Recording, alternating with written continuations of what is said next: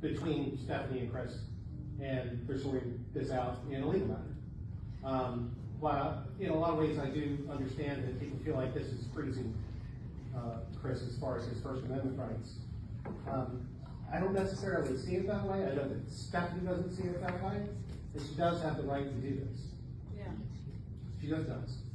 But beyond that, this kind of makes us look, or at least makes Chris look like he's the House organ of the Democratic Party.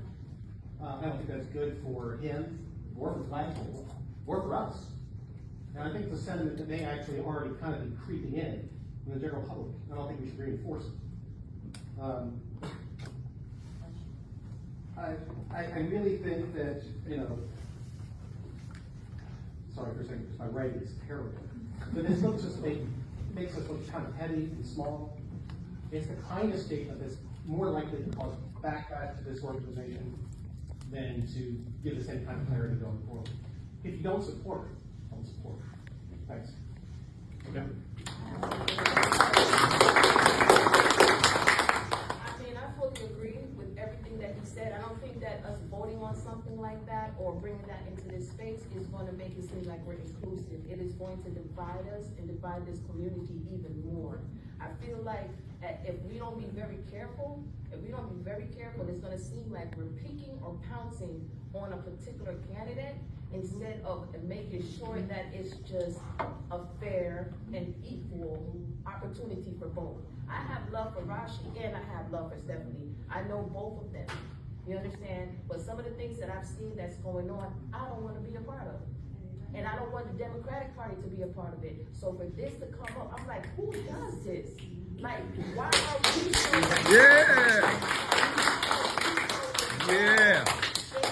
and co-signing whether or not, as a woman, she should have the right to say, I feel harassed. She should have that right.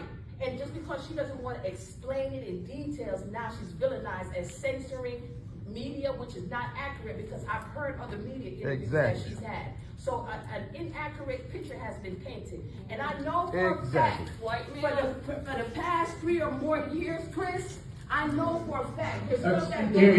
Always please speak to the chair and not call people. Well, I know for a fact, there is stuff that goes on behind scenes. Yep. For the past 3 years, this is why we're here now. It needs to stop. We need to move on. Exactly. Exactly. Okay. Yeah, let's please always make sure that we're addressing the chair and not calling out. Exactly. Except one time, boy, did I mess up. I followed my dad from a little boy.